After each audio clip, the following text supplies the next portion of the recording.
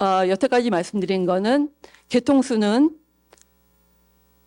조상과 지금 종의 시간의 관계고, 그러니까 등급은 없죠. 그다음에 신의 입김도 없고, 그다음에 자연 선택은 완전히 물리적인 채로, 물리적인 과정으로, 물리적인 과정인데 어떤 물리적인 과정이냐면 채는 환경이고 채에 걸러지는 거는 다양한 생명들입니다. 생명체들. 그렇기 때문에 채가 중요하죠. 채도. 채가 사막이냐 늪이냐에 따라서 어떤 게 걸러지고 어떤 게 그대로 남아서 사멸하냐. 적자생존이라는 건, 적자라는 거는 그렇기 때문에 환경과의 관계를 언제나 생각해야 된다. 자, 이래서 찰스 다윈의 진화는 같은 진화 얘기지만은 다른 얘기를 하고 있어요. 여태까지 아리스토텔레스가 얘기했던 목적론, 그다음 본질주의, 또 등급화, 신의 어떤 마음, 계획, 그다음에 리차드 오웬이 얘기했던 신의 마음이 표현된 어떤 상위성, 이런 것들이 아니고 너무너무 간단하게 그런 걸 다 지운, 부정의 방법으로 다 지운 그냥 물리적인 변화의 과정이다. 이렇게 얘기하기 위해서 20년이 걸렸고, 월리스가 갑자기 참여했지만 월리스 또한 나중에는 월리스의 생각은, 그러니까 결론은 맞았지만 그 결론에 도달하는 월리스의 생각은 신이 있었습니다. 그렇기 때문에 다윈과 월리스는 틀려요.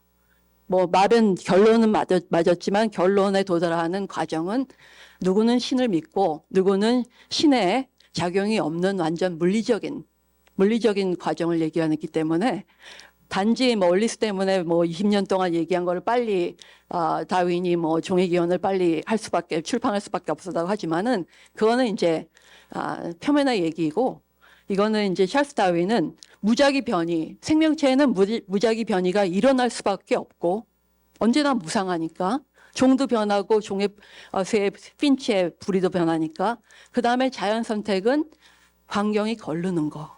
그래서 진화론을 이렇게 두 이론으로 정리를 합니다. 그래서 다윈의 진화는 본질주의와 목적론의 모든 전제를 부정하고 있습니다. 굉장한 혁명적인 얘기죠.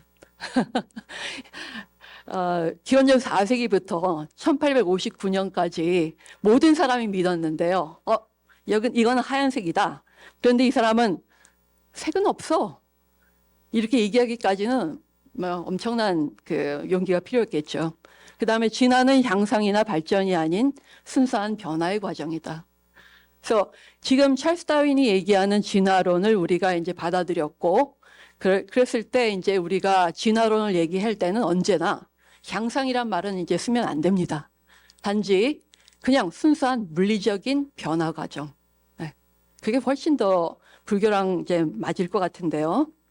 또 하나 제일 이제 또 중요한 거는 이 진화 과정은 라마르크가 얘기했던 라마르크의 그 에스컬레이터, 제일 꼭대기에는 최상의 근본적이고 절대적인 어떤 최상의 형태의 생명체가 있다. 그리고 모든 생명체는 그걸 향해서 향상을 하는 과정이다. 변형을 하는 과정이다. 이렇게 생각했는데, 찰스 다윈의 진화 과정에서는 자연 선택과 개통수를 보면서 그런 최상의 그 기준은 없다. 기준도 없을 뿐더러 또 사실은 너무너무 완벽하지도 않다. 완벽하지도 않은데 왜 완벽하지 않냐면요. 아까 자연 선택에서 보셨듯이 근데 이제 그러니까 생명체 환경이 계속적으로 쉬지 않고 쉼 없이 상호작용을 하는데, 상호작용을 한다는 건 다른 말로는 생명체가 환경에 적응하고 빨리 적응해서 살아남아서 빨리빨리 2세대를 낳아야 되거든요. 그게 진화인데, 그렇게 빨리빨리 적응하려면 시간이 없어요. 그래서 최상의 물건을 찾을 수도 없고 주변에 보이는 것들로 이용해가지고 빨리 변형시켜서 그 변형된 형태가 살아남는데 유용하면은 되는 거죠.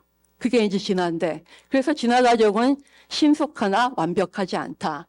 이것도 아주 중요한 겁니다. 그러니까 2002년에 타계한 스티븐 제일 굴드라고, 이 사람이 이제 밝혀낸 건데, 펜다 곰의 엄지손가락 얘기를 합니다. 펜다가 원래 5개의 손가락으로 돼 있는데요.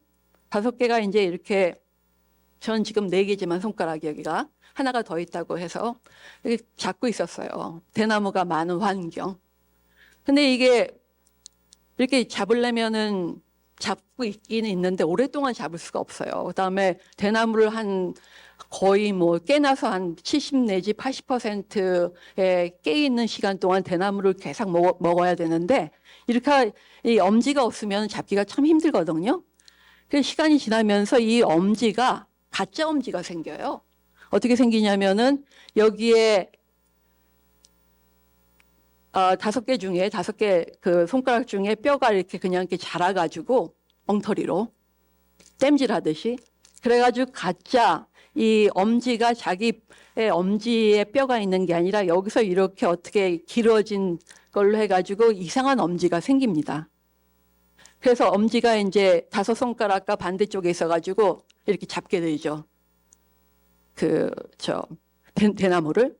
그래서 엄지가 생겨서 잡고 먹을 수 있고 먹기 때문에 살아남고 그다음에 자식들을 많이 낳고. 그래서 이 엄지, 가짜 엄지가 진화론에 찰스 다윈이 얘기했던 신속하나 완벽하지 않은 주먹구구식 땜쟁이 특징을 나타내는 진화의 그 대표적인 이해다. 이렇게 이제 얘기를 하죠. 그 다음부터는 이제 모든 사람들이 이제 펜다의 엄지를 얘기를 하는데요. 그래서 펜다의 엄지는 가짜 엄지입니다. 이렇게 엑스를 찍어보면은 자기 엄지에 뼈가 없어요. 근데 이제 그거 왜 그랬냐 그러면 진화를 빨리 해서, 그러니까 빨리빨리 그 환경과 적응해가지고 살아남기 위해서 한 거죠. 만약에 이제 진화 과정이 완벽했다면, 라마르크가 생각했듯이 완벽했다면, 한 번 이제 식스팩 만들면은 계속 있겠죠. 근데 아니니까 맨날 운동해야 되고 힘들죠. 자, 그래서 이제, 기원전 4세기, 5세기 때부터 아리스토텔레스가 목적론, 본질주의 이렇게 얘기해가지고 모든 사람들이 받아들이고, 오웬도 받아들이고, 라마르크도 받아들이고, 찰스 다윈의 할아버지까지 받아들이고 그랬는데, 다윈이 반대로 완전히 들러엎었습니다. 들러엎어서 진화론을 얘기를 하는데 다윈의 통찰은 엄청나게 중요하고 굉장합니다. 그런데 제가 생각하기에는 다윈의 진화론조차 설명할 수 없는 부분이 예를 들면 2개가 있다고 저는 이제 지금 주장하려 합니다. 첫 번째 문제점은 다윈의 진화론을 설명할 수 없는 것은 형태의 동일성이 함축하는 고정불변한 무엇이 있다는 전제. 이거는 이제 한마디로 얘기하면은 다윈의 진화론을 내고서 아리스토텔레스의 본질주의, 그러니까 생명체의 본질이 파괴되지 않고 영혼 불면한 본질이 있어가지고 그것이 생명체, 예를 들면은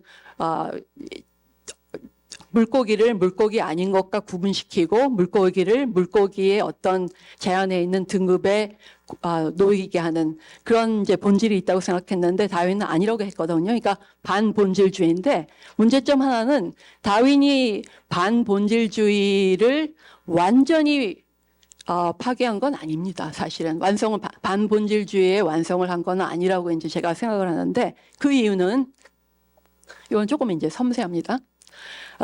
개통수를 조금 다시 생각해 보시면은 개통수가 조상에서 그 다음에 종이 나오고 이런 게 이제 다윈이 얘기했던 개통수인데 그러면 한 조상에서 그 종이 나올 때 종이기 때문에 한 종이라고 얘기를 했어요. 사실은 그 개통수 그러니까 조상에서 종이 나오기까지 그 흐름 아니면 종이 나왔을 가지가 뻗는 것처럼 새로운 종이 나오고 이랬을 때 그럼 종을 종으로 만드는 거를 지금 생각을 해보세요. 종을 종으로 만드는 어떤 불멸의 뭐가 있기 때문에 종이라고 했지 그런 게 없다면 우리가 어떻게 종이라고 하고 아니면 우리가 어떻게 한 계통이라고 얘기할 수 있을까? 근데 다윈은 이제 계통수를 얘기하면서 다윈은 생각은 확실히 자기가 인지를 했는지 안 했는지 모르겠지만은 자기 깊은 속에는 뭔가가 그 아리스토텔레스가 얘기했던 본질에는 반대를 했지만은 한 계통이라고 만들기 위해서는, 생각하기 위해서는 그 계통 속에 흐르는, 전제하고 있는 계통이라는 생각의 전제가 되는 어떤 불변하는 어떤 기준이 있을 수밖에 없겠죠. 네. 그다음에 같은 거를 같은 거라고 얘기할 때도 같은 거라고 얘기하기 위해서는 전제가 어떤 불변하는 같은 어떤 기준이 있기 때문에 거기에 맞춰서 이거는 같고 그다음에 다르고 이렇게 얘기를 하잖아요. 그러니까 계통수에 함축된 다윈이 인지를 했는지 안 했는지 잘 모르겠지만은 그게 다윈의 한계라고 생각하지만은 어떤 고정불변한 무엇을 전제를 했다. 그러니까 다윈은 아리스토텔레스의 본질주의에 반해서 진화론을 얘기했는데, 진화론을 얘기하기 위해서 어쩔 수 없이 저 심연에 있는 본질에 의존할 수밖에 없었다. 그게 이제 첫 번째 문제점이고, 두 번째 문제점은 이거는 이제 지금까지도 문제점인데요. 자연 선택에서 생명체와 환경을 갈랐어요. 생명체가 따로 있고 환경이 생명체를 선택하고. 이게 이제 이런 이분법이 나중에는 생식세포가 있고 체세포가 있고, 생식세포에 있는 유전자는 유전되고 체세포에 있는 유전자는 유전되지 않고, 이분법. 그 다음에 1976년에 발행한 이기적 유전자에서도 복제자가 있고 매개체가 있고, 복제자는 불변하고 매개체는 복제자를 그냥 갖고 다니는 기계고, 이러한 이분법들, 그 다음에 유전자가 있고 유전자가 아닌 게 있고, 유전학이 있고 후생 유전학이 있고, 이러한 모든 이분법, 이 이분법의 근간이 될 수도 있고 시작이라고 할 수 있는 이제 개체와 환경의 이분법, 이것 때문에 지금까지도 여전히 많이들 괴로워하거든요. 그러니까 싸우고, 아니면은 여기가 맞다 저기가 맞다, 아니면은 네, 그래서 리차드 도킨스 얘기하고 데니스 노블 얘기하고, 그 전에 데니스 노블 전에는 스티븐 제이 굴스, 타계하기 전까지 2002년에 타계하기 전까지는 둘이서 리차드 도킨스하고 굴스하고 싸우고, 지금은 리차드 도킨스하고 데니스 노블하고 싸우고 이러는 건데요. 근데 저는 이 두 문제점을 붓다의 연기와 공 그리고 무상으로 다 설명할 수 있다고 생각하고, 이러한 설명이 있어야만 사실은 보다 나은 과학적인 진화론이라고 지금 주장을 하려 합니다.